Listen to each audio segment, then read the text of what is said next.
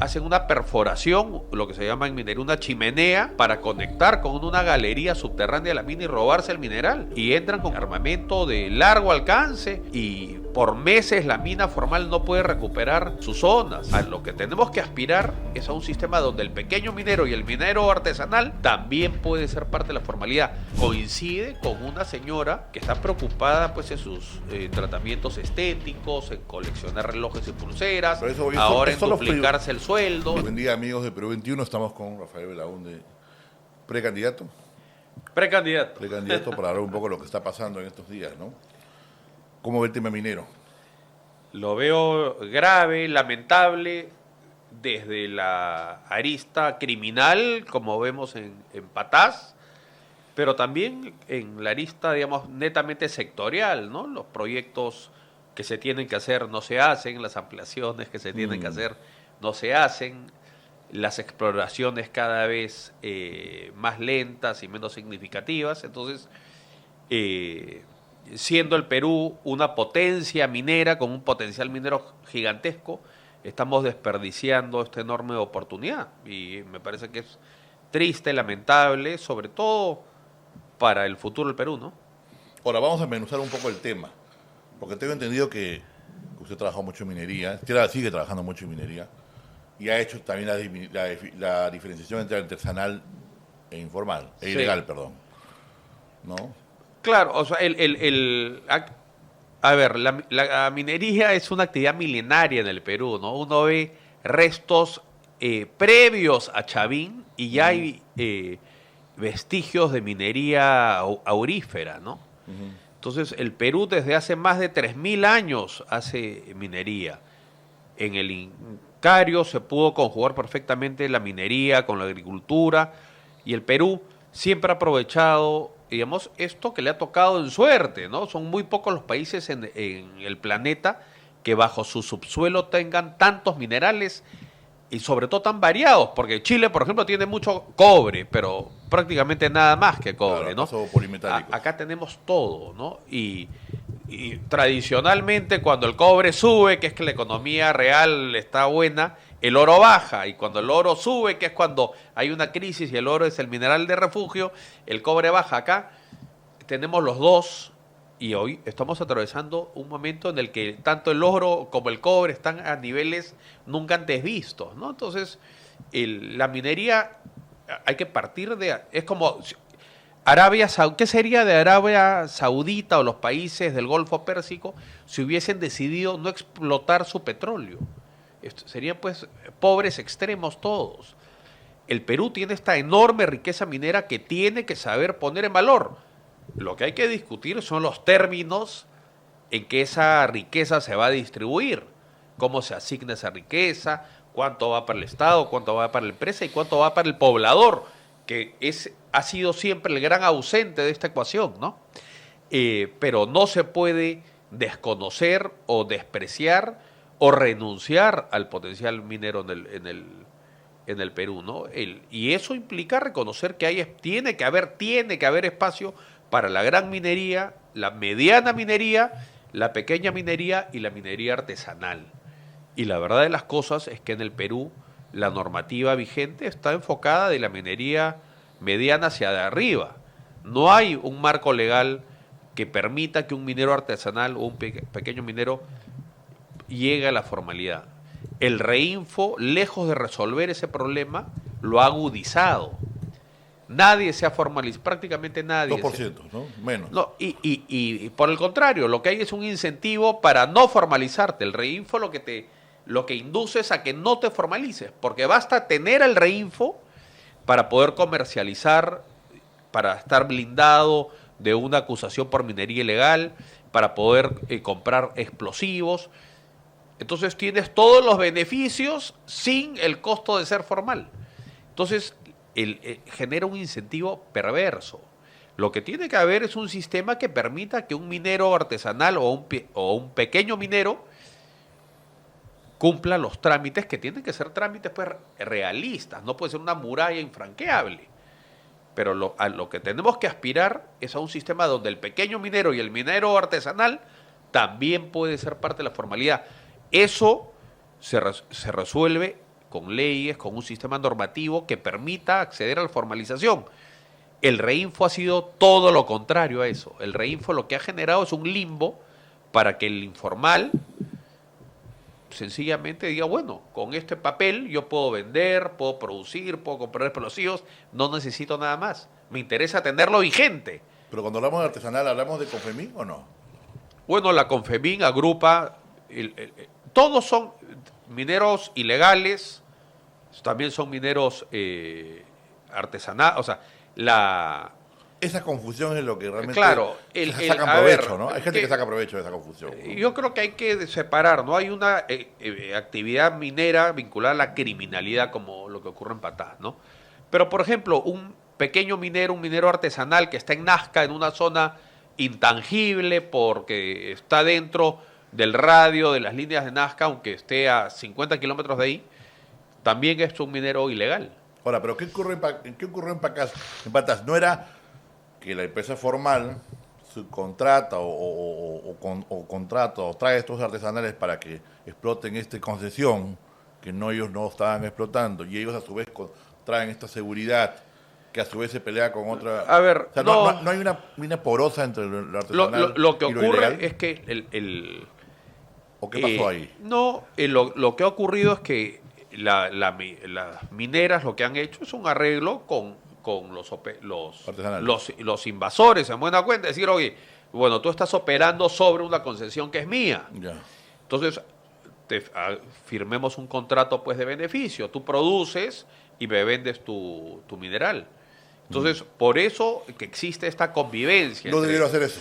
No, yo creo que eso está bien. Yo creo lo que ha ocurrido es el desgobierno, es decir, otros grupos, otros operadores, sencillamente, lo que hay en Patás hacen a partir de una casa o de un terreno, hacen una perforación, lo que se llama en minería una chimenea, para conectar con una galería subterránea de la mina y robarse el mineral. Yeah. Y entran con armamento de largo alcance y por meses la mina formal no puede recuperar sus zonas. Entonces, lo que hay es una proliferación ya del crimen organizado. ¿Pero en qué momento para robarse el mineral? ¿En qué momento pasamos del artesanal que le vende a la mina en muchos casos y que refina ¿no? Y que se formaliza el oro a través de la refinería y qué sé yo, a la ilegal? ¿En qué momento se da ese pase? Que me parece que ahí se aprovecha un poco esa ambigüedad, ¿no?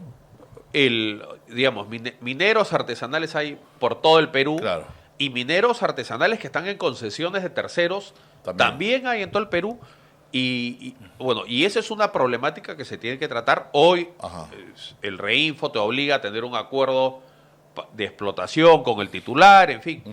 Pero lo que hay en Patás es totalmente distinto. Ahí lo que hay es una organización, un sistema criminal de tomar a punta de sangre y fuego operaciones mineras de una mina constituida, formal. Hay la realidad de que Patás, porque acá también hay que entender que la actividad minera ocurre abajo de zonas que están ya pobladas, ¿no? Hay casas, entonces es la convivencia entre la ciudad y la actividad minera que está por debajo. Entonces, yo creo que las empresas mineras, Minera Poderosa, por ejemplo, con un criterio acertado, dice, ok, ustedes están acá, exploten con un contrato con nosotros y nos venden el mineral de nuestra propia concesión. Eso me parece que es un acuerdo entre las partes, entre privados, que no tiene ningún problema. Pero lo que no se puede aceptar es que venga un tercero, invade, toma a punta de sangre y fuego estas operaciones y después este mineral sale por volquetes a través de controles policiales y nadie fiscaliza, nadie interviene. Todo este mineral se va a plantas de procesamiento, por lo general en la costa, no a las pequeñas que están ahí alejadas. Claro, porque basta que el que vende lleve un papel que dice que tiene un Reinfo, no hay trazabilidad del origen del mineral. ¿El RECPO también ha sido abusado, el Registro Especial de Comerciantes y Profesores de Oro? ¿También? A ver, yo lo que creo es que cuando se decidió ir por el camino de un régimen excepcional como el Reinfo, eso... abrió otra puerta. Claro, ahora, la verdad de las cosas es que la Constitución pues, del 93 no preveía la minería artesanal ni la pequeña minería, solo estaba enfocada a la mediana y gran minería. Pero no había mucha minería Entonces, antes tampoco. no, pero pequeña minería y minería artesanal ha habido siempre. Claro. La legislación vigente, y peor aún la que había antes, sencillamente no acompañaban a la realidad del minero artesanal. Entonces, pero yo dividiría claramente en dos cosas. Las necesidades de un minero artesanal, un pequeño minero, por ser formal, ese es un problema que tiene que ver netamente en el ámbito del Ministerio de Energía y Minas. Pero lo que ocurre en Patas es un tema ya criminal. Es un tema de organizaciones criminales, un tema de violencia. Hablado de dinamita, ¿no? La Zucame, por ejemplo, no sé si está entonces, Santibáñez, entre otros, por ejemplo, ¿no? Bueno, no hay trazabilidad, por ejemplo, en el origen, en la comercialización de los cartuchos. Me parece que en Patás han hecho un esfuerzo porque antes las cajas tenían códigos de barras, pero no los cartuchos. Ahora, la maquinaria, ¿quién la vende? Las empresas formales también. El mercurio. Bueno, ese es el otro tema. O sea, hay una convivencia.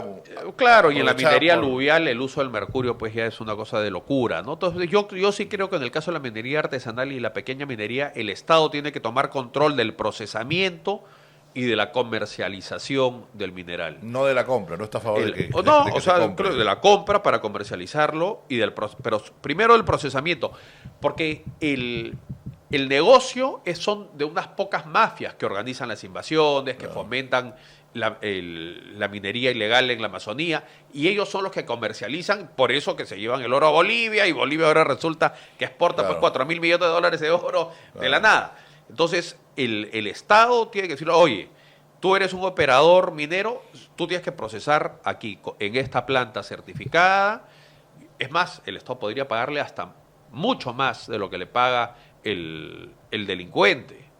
Entonces tú tienes que sacar del negocio a la mafia. Comprar el oro. Procesar el oro y comercializarlo. No necesariamente comprarlo. Simplemente se procesa acá y se comercializa. Y se hace una liquidación y se le da al productor su parte, se le retiene un arancel para remediar cualquier pasivo ambiental que se haya generado. Volvería a ser como ocurrió antes con Minero Perú. Comercializador, ¿no? Como Minpeco hacía eso. Yo no digo eso para la mediana minería, pero para la minería artesanal, la aluvial, sobre todo de Madre de Dios, o la minería artesanal en Patás, o en Secocha. Yo creo que ahí lo que hay que hacer es quitar del negocio a las organizaciones criminales. Y las organizaciones criminales tienen el negocio en el procesamiento y en la comercialización. Entonces, ahí esa parte del negocio lo tiene que asumir en ese segmento el Estado. Mientras más suba la onza, están 3.000, y más crisis va a ser que suba más el oro, ¿no? Porque es un refugio, ¿no? No, y el cobre está también a 4. Creo que ha llegado a $5 la libra. Claro. ¿No? Son precios de locura. Eso tiene para rato, hay ahora minería informal y artesanal de cobre, también algo impensado antes, ¿no? Ahora, otro término nuevo que me recuerda a lo que hablas sobre el tema de la minería milenaria, es que ahora quieren el término ancestral, ¿no? Sí, eso Los es una amigos de la maniobra. Confemín. Claro, lo que ocurre es que hay que entender, a ver, cuando se creó el régimen minero a partir de la nueva Constitución, se hicieron varios cambios, ¿no? Uno era que la cuadrícula mínima era de 100 hectáreas, antes era de 10, pasó a ser 100 hectáreas, y era muy barata.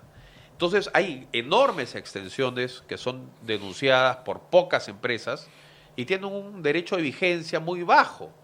Entonces se ha denunciado pues como sábana, ¿no? Entonces hay grandes extensiones que tienen titular privado, pero que nunca se ha invertido en explorar ni en explotar nada, y han pasado 20, 30 años. Entonces, hay una realidad que hay que combatir, que es el acaparamiento. Ahora, viene el tema de la concesión ociosa, que yo claro, usted está a favor de que eso cambie. Hay que desincentivar que eso ocurra. Ahora, también hay y yo he escrito sobre eso, yo estoy en contra de las concesiones ociosas, y yo creo que hay un lucro cesante para el Estado. El Estado te da una concesión de beneficio, es para que explores y como un pozo petrolero. Ahora, pero muchas veces no se puede explotar porque justamente pero te impiden para que luego se pero agarren todo el eso, denuncio, ¿no? esa demora no tendría que ser imputable, en fin. Claro. ¿no? Pero si tú ves también el número de concesiones que ya están caducas y que tienen informales encima, esos informales, por más que ya no hay titular, tampoco se han podido formalizar. O porque no quieren o porque no han podido. Es decir, incluso en zonas donde ya no hay un tercero, Yo creo que el régimen minero... A nadie le gusta formalizar. No, bueno, es que hay que tener un sistema más sencillo, sobre todo para la minería artesanal. Por ejemplo, una liquidación en función del valor de las ventas. Por eso, si es que el Estado pudiese tener participación en el procesamiento y en la comercialización, tú le haces una liquidación y es un impuesto sobre el valor de la producción. Porque el minero artesanal, pues, es difícil que tenga su contador, toda la maraña, pues, burocrática, desincentiva también. Ahora, ¿y no ¿no? siente que esa propuesta legitimaría a algunos ilegales? ¿Cuál? Es la propuesta que está haciendo de que el Estado intervenga en el procesamiento y la comercialización del oro. No, es que lo que hay que ir, digamos... O sea, ¿no estamos premiando al final al minero ilegal o no? Hay que ir por pasos, ¿no? Claro. ¿Cuál es la prioridad ahora? Resolver el tema de la criminalidad, ¿no? Gente que entra y asesina personas, las economías ilegales que han tomado el control.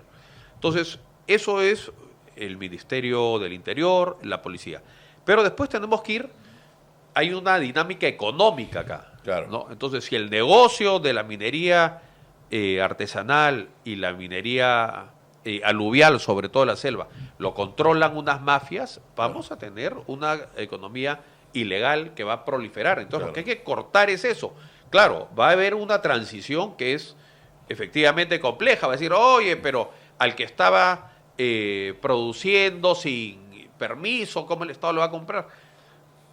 La peor situación es la que prevalece hoy, ¿no? Que es la impunidad absoluta, es la depredación de la Amazonía sin ningún tipo de control, el uso indiscriminado del mercurio.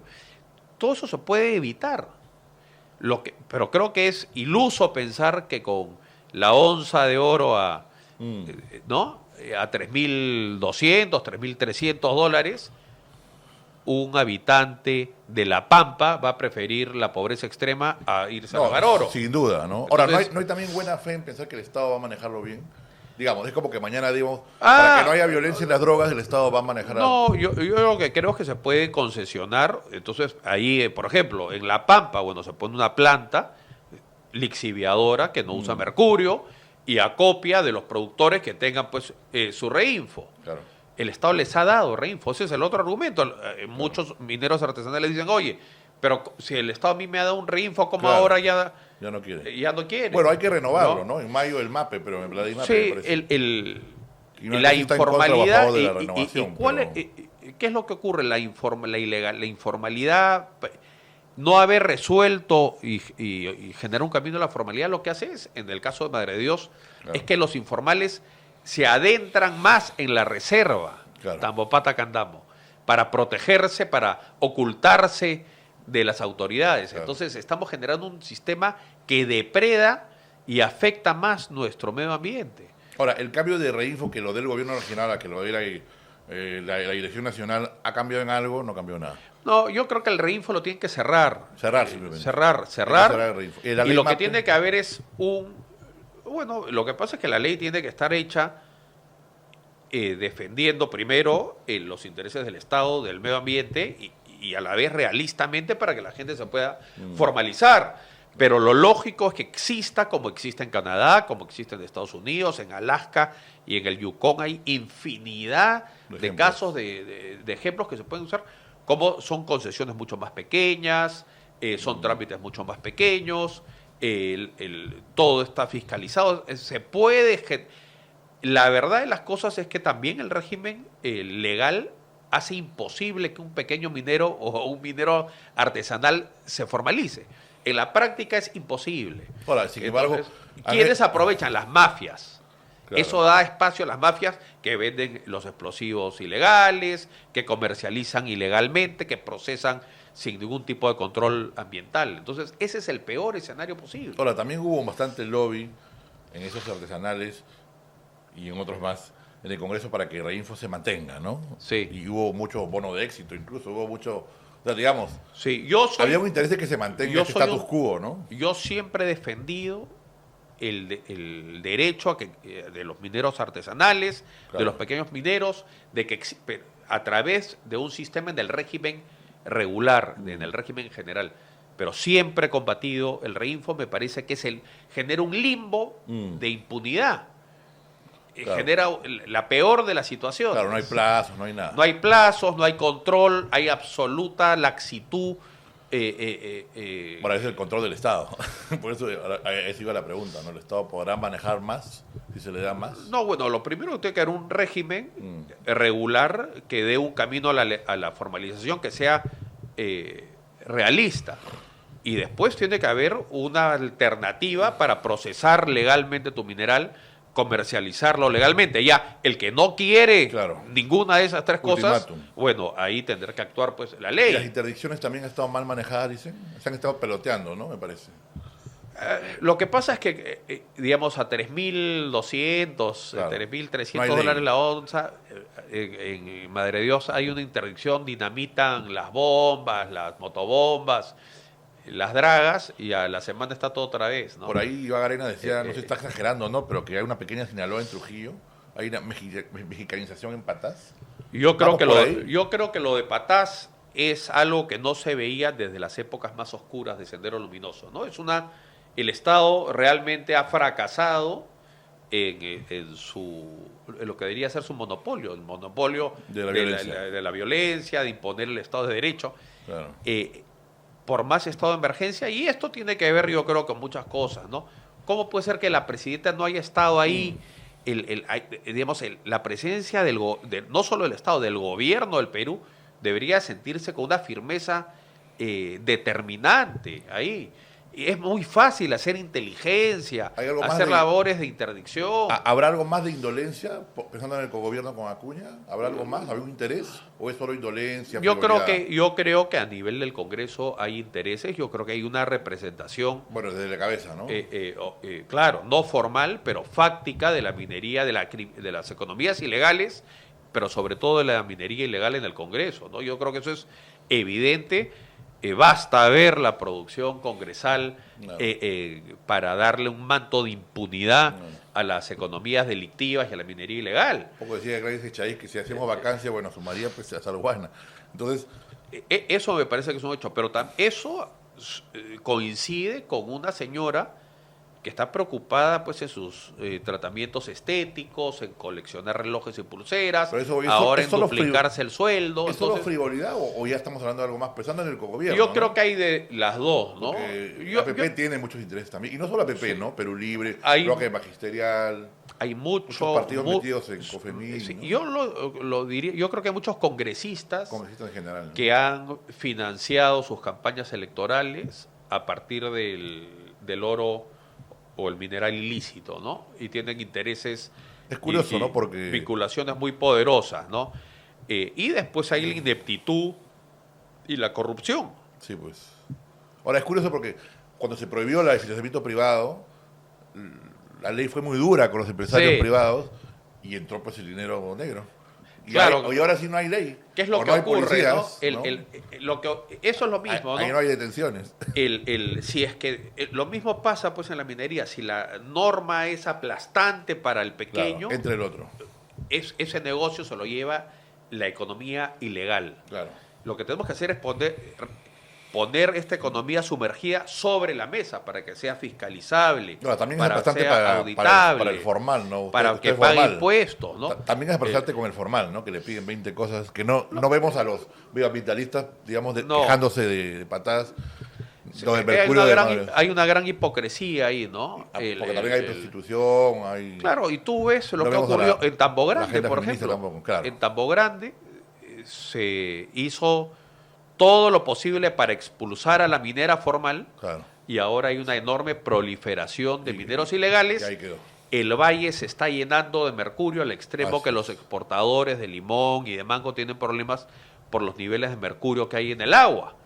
Claro. Entonces, la ilegalidad, la informalidad termina siendo acá el peor de los escenarios, ¿no?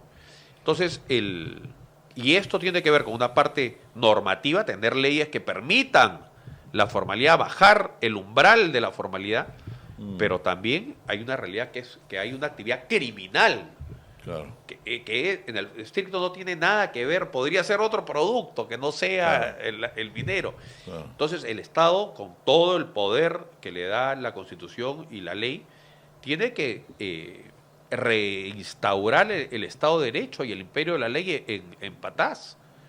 Este precedente es nefasto, ¿no? Porque Habría que cambiar algunas autoridades judiciales simplemente en Patás. Se habla mucho de la Fiscalía Especial de Medio Ambiente o de la policía misma que están implicadas en algunos casos. sí, yo creo Malos elementos. hay, por ejemplo, discrepancias. La mina cuenta un número de volquetes que salen. La policía tiene un número, una contabilidad Claro. muy inferior. Claro. Hay tecnología, hay georreferenciación de los volquetes, se pueden hacer muchas cosas para poner control acá, ¿no? Aprovechando la tecnología. Lo que tiene que haber es voluntad política, pero si el Congreso pues tiene un rabo de paja gigantesco y la presidenta está dedicada a otra cosa menos gobernar el Perú, eso no va a cambiar. Ahora, es gravísimo porque que el Estado empieza a ceder territorio a las economías ilegales, a las organizaciones criminales, nos puede conducir a algo parecido a lo que ocurre en zonas de México con el narcotráfico. Pero acá sería una especie de economía liberada por las organizaciones criminales vinculadas a la minería ilegal, ¿no? Y yo creo que ese es un peligro central para el futuro del Perú, porque el Perú tiene un montón de oro y el oro está muy caro, y esto puede, digamos, convertir al Estado peruano en un Estado aún más fallido, ¿no? Claro. Y corromper realmente las Claro. instituciones. Y mientras ¿no? más crisis, más va a subir el oro. Mientras más Hay un círculo crisis, claro. vicioso Entonces, ahí, ¿no? y lo irónico es que en vez de el Perú estar aprovechando el Claro. precio del oro, el precio del cobre, para estar pues galopando al 8% de crecimiento, reduciendo la pobreza agresivamente cada año, estamos al revés. Eso quería tocar, ¿no? El tema de la Una minería locura. formal. Porque, claro, usted ha dicho algo interesante.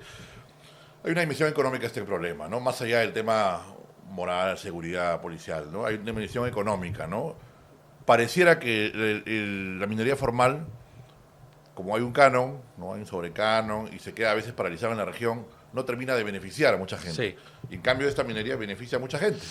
Porque claro, el corredor pasa por la coima, pasa por el transportista, el taxista, el camión, ¿no? Claro. El químico. El canon se etcétera. distribuye, digamos, De una manera informal. espontáneamente Claro. en el camino. Y no es casual que la minería formal tiene muchas trabas y el canon no termina aprovechándose en las regiones. Claro. No se ejecuta ni siquiera a veces, ¿no? En el caso del canon minero, en estricto, ¿no? Sin contar el gasífero que se ejecuta un poco más, Cusco Claro. ejecuta bien, se ejecuta la mitad del canon, ¿no? Claro. Lo que está mal diseñado es el canon en sí. O sea, ¿cómo ¿no? defender una minería que no beneficia, que no se ve el beneficio? Lo que porque no lo ocurre, ejecutan?